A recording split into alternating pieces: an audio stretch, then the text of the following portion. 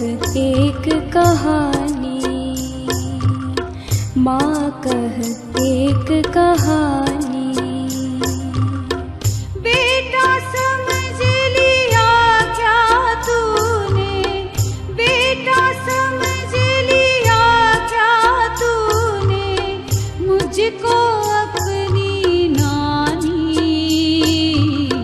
माँ कह एक कहानी, माँ कह एक कहानी।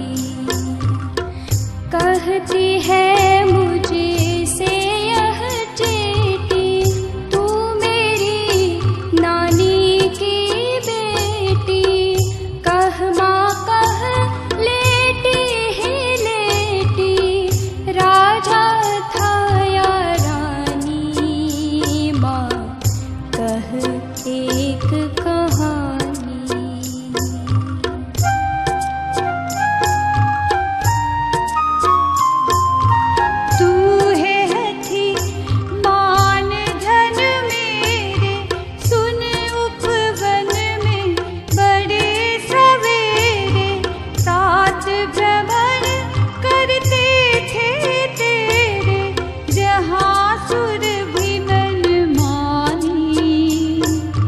जहाँ सुर भी मन मानी, हाँ माँ यही कहानी।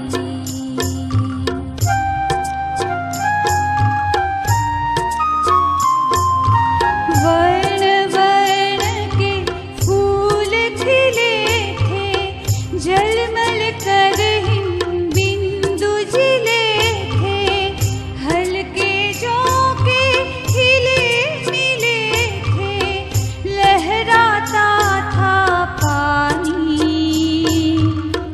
लहराता था पानी,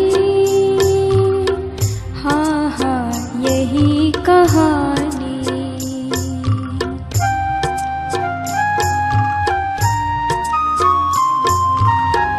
गाते थे खग कल कल स्वर से, सहसा एक हंस ऊपर से गिरा बेदग होकर खग शर से। हुई पक्ष की हानि, हुई पक्ष की हानि। करुणा भरी कहानी।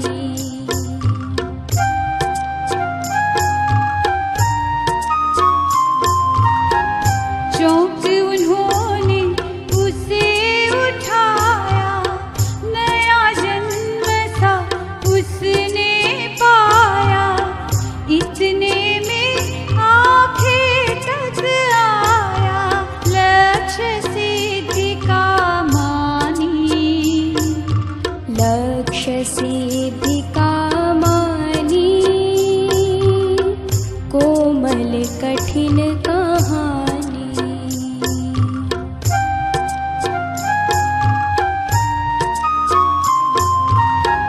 मांगा उसने आहत पक्षी, तेरे तात किंतु थे रक्षी।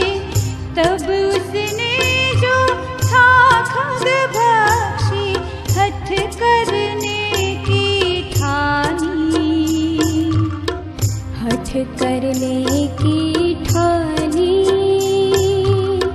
अब बढ़ चली कहानी।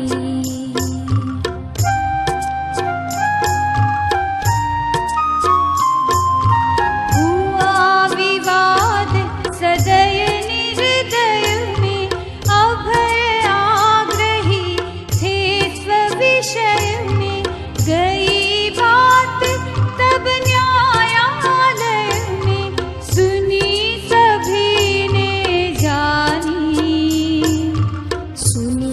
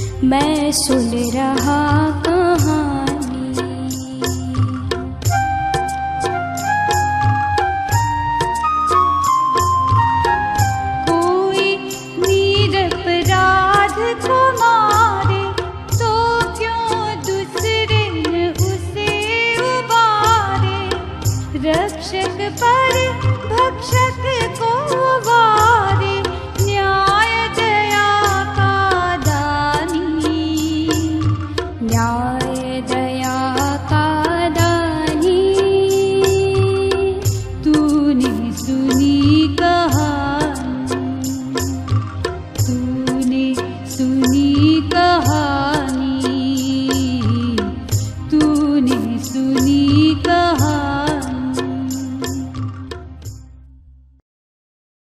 इकाई 8 माँ कह एक कहानी काव्य।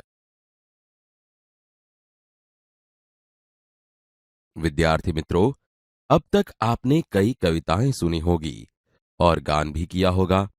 आज जो कविता सुनने वाले हो वह संवाद शैली पर रचित है, जिसमें माँ और बेटे का संवाद है।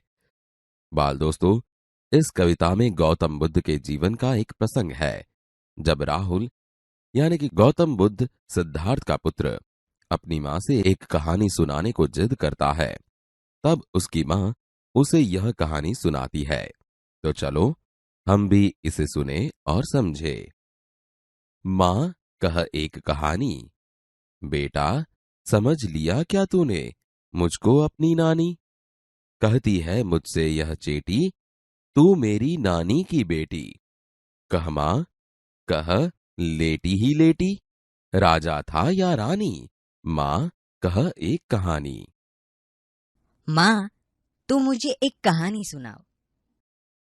बेटा, क्या तूने मुझे अपनी नानी समझ लिया है? यह दासी ने मुझसे कहा है कि तू मेरी नानी की बेटी हो। माँ, तुम सोते सोते ही मुझे एक कहानी सुनाओ कि एक राजा था या एक रानी थी। तू है हठी, मान धन मेरे, सुन उपवन में बड़े सवेरे। तात भ्रमण करते थे तेरे, जहां सुरभि मनमानी। जहां सुरभि मनमानी? हाँ माँ, यही कहानी। तू बहुत जिद्दी है। तो सुन, एक दिन सुबह तेरे पिताजी बगीचे में घूम रहे थे। बगीचे में मनपसंद खुशबू फैली हुई थी। वहाँ मनपसंद खुशबू फैली हुई थी? हाँ माँ, अब तुम मुझे यही कहानी सुनाओ। वर्ण वर्ण के फूल खिले थे, झलमल कर हिमबिंदु झिले थे। हल्के झोंके हिले मिले थे, लहराता था पानी। लहराता था पानी? हाँ हाँ, यही कहानी। बगीचे में तरह तरह के रंगों वाले फूल खिले हुए थे। फूलों पर ओस की बूंदें पड़ी थी। पवन के झोंकों से फूल हिलते थे, तब उस पर पड़ी ओस बिंदु लहराते थे। फूलों पर पानी लहराता था?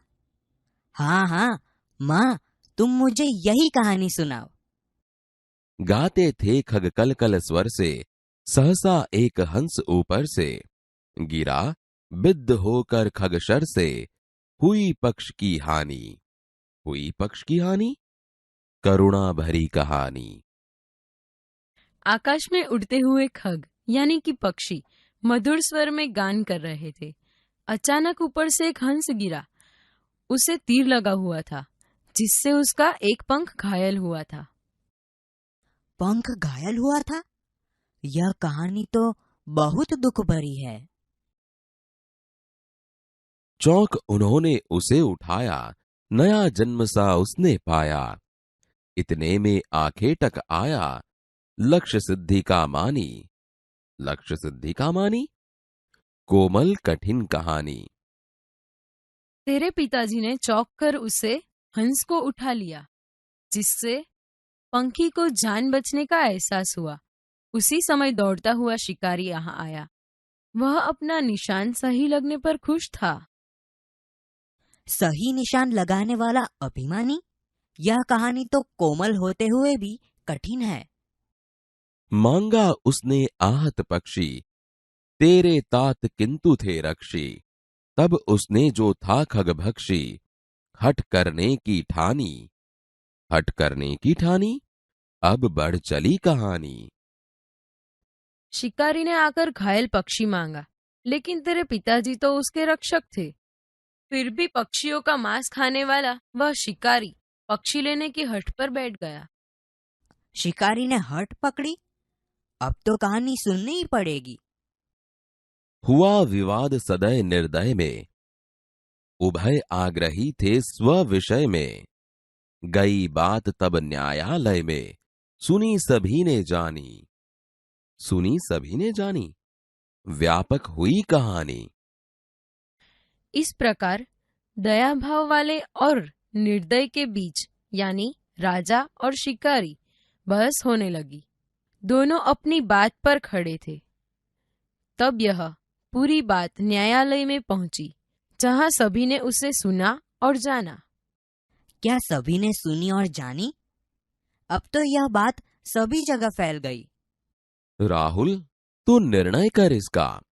न्याय पक्ष लेता है किसका? कह दे निर्भय, जय हो जिसका। सुन लूं तेरी बानी।